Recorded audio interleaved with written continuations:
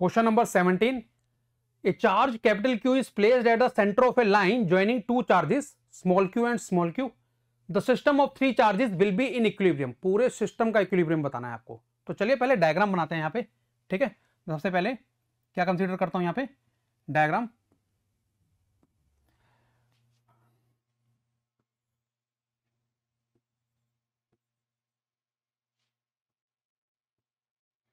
ये दो चार्जेस हो गए आपके, और उसके सेंटर पे, इन दोनों के एग्जैक्टली सेंटर पे कैपिटल क्यू रख दिया जाता है, ठीक है। तो मैं मानता हूं डिस्टेंस जो लूंगा अगर सेंटर पे रखा है तो सेम ही होंगे, इसको एल ले लेता हूं और इसको भी मैं एल कंसीडर कर लेता हूं। चलिए सबसे पहले मैं इक्विलिब्रियम देखूंगा कैपिटल क्यू का, जो यहां पे रखा हुआ है, ठीक, बात क्लियर। कैपिटल क्यू का अगर देखना है हमें तो हम सोचना थोड़ा सा स्टार्ट करते हैं। अगर कैपिटल क्यू पॉजिटिव है, अगर आपका कैपिटल क्यू क्या है, पॉजिटिव है, तो दोनों से रिपल्शन मिलेगी, ठीक है। दोनों स्मॉल क्यू से इसको क्या मिलेगा, रिपल्शन मिलेगा, ठीक है। तो कैसे फोर्स लगेगा क्यू पे, एक फोर्स इधर लगेगा और एक फोर्स इधर लगेगा। अब दोनों के कारण देखो, दोनों चार्ज सेम मैग्नीट्यूड के हैं और दोनों का जो क्यू से डिस्टेंस है वो भी सेम है ना, इसका एल, इसका एल, तो दोनों सेम मैग्नीट्यूड के फोर्स लगाएंगे। चलिए कैंसल आउट हो जाएगा मामला, तो Q आपका इक्विलिब्रियम में रहेगा ही रहेगा। अगर Q को मैं नेगेटिव लूं, Q को मैं नेगेटिव लूं, ठीक है, तो दोनों क्या करेंगे, दोनों अपनी तरफ अट्रैक्ट करेंगे, तो स्मॉल Q इस Q पे इधर फोर्स लगाएगा और ये जो स्मॉल Q है ये भी Q पे इधर फोर्स लगाएगा। काइंड ऑफ पहली वाली कंडीशन है ये। तो दोनों केस में आपका जो नेट फोर्स होगा, जो नेट फोर्स होगा Q पे, वो क्या होने वाला है, 0, ठीक है।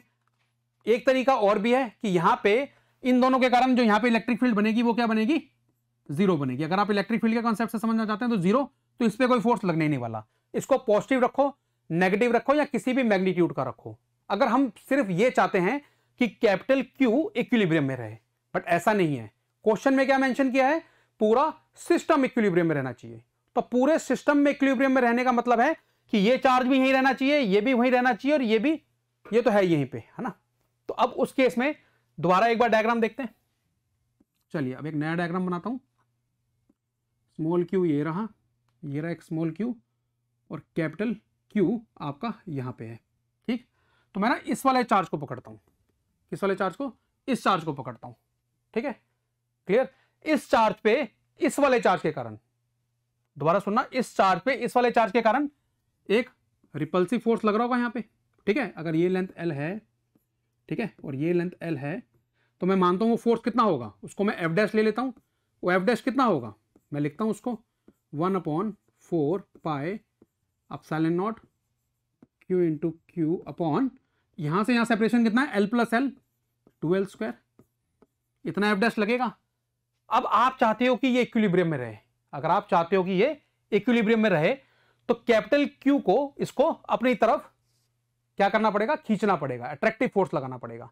तो इसका मतलब कैपिटल Q आपका कौन से साइन वाला होना चाहिए, नेगेटिव साइन का। ये बात तो क्लियर होगी कि अगर सिर्फ कैपिटल Q का इक्विलिब्रियम देखना था फिर तो पॉजिटिव नेगेटिव कुछ भी रख दो, बट अगर आप सिस्टम के इक्विलिब्रियम की बात करते हो जिसमें इस चार्ज का इक्विलिब्रियम हमने कंसिडर किया है, तो उस केस में कैपिटल Q को आपको क्या रखना पड़ेगा, नेगेटिव, ठीक है, क्या रखना पड़ेगा, नेगेटिव। तो चलिए, तो कैपिटल Q जो है आपका वो कैसे फोर्स लगाएगा इस पे, इस तरफ कितना लगाएगा, इतना ही लगाना चाहिए, इतना ही लगाना चाहिए, ठीक है।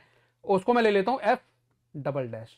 तो पहले तो F डबल डैश में लिखता हूं, होगा कितना, F डबल डैश आपका आ जाएगा 1/4 पाई एप्सिलॉन नॉट, इसके और इसके बीच का फोर्स देख रहे हैं तो Q into capital Q upon इनके बीच का सेपरेशन L²।